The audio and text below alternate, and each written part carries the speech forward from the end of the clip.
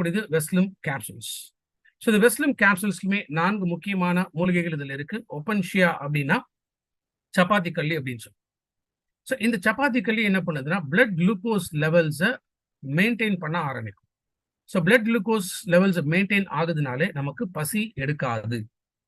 கார்சினியாங்கிறது குடம்புளி.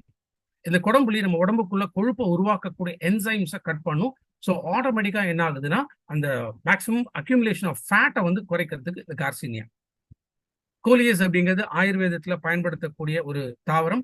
So coleus போர்ஷகோலை அப்படிங்கிறது இது தேவையில்லாத கொழுப்புகள் உடம்புல எங்கெல்லாம் இருக்கோ அதெல்லாமே எரிச்சு எனர்ஜியாக கன்வெர்ட் பண்ண ஆரம்பிக்கும். 4வதா பைப்பரன்ங்கிறது வால் மிளகு. ஸோ வால் மிளகு என்ன பண்ணுது, இது நியூட்ரிஷன் மேக்சிமம் செல்ஸுக்கு கிடைக்கிறதுக்கு சப்போர்ட் பண்ணக்கூடியது. ஏன்னா ஒன்ஸ் செல்ஸ்ல மேக்ஸிமம் நியூட்ரிஷனோட அவைலபிலிட்டி கிடைச்சிச்சு அப்படின்னாலே ஆட்டோமேட்டிக்கா நமக்கு அந்த ஃபுல்ஃபில்மெண்ட் இருக்கும். ஸோ திரும்பவும் நம்ம எதாவது சாப்பிடணும் அப்படிங்கிற எண்ணம் வராது.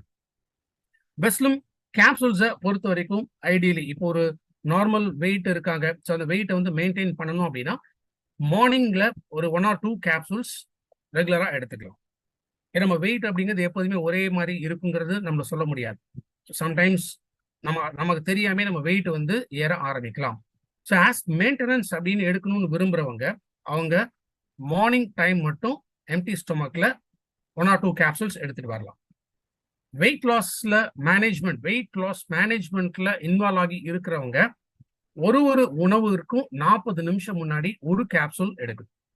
ஸோ ஆவரேஜா நமக்கு ஒரு நாளைக்கு 3 வேளை சாப்பாடு சாப்பிட்றோமா, அப்போ 3 வேளை சாப்பாடுனா ஒரு வேளை உணவுக்கும் 40 நிமிஷம் முன்னாடி ஒரு கேப்சூல். அப்போ ஒரு நாளைக்கு 3 to 4 கேப்சூல்ஸ் வரைக்கும் நம்ம வெஸ்லிம் கேப்சூல்ஸ் எடுக்கலாம்.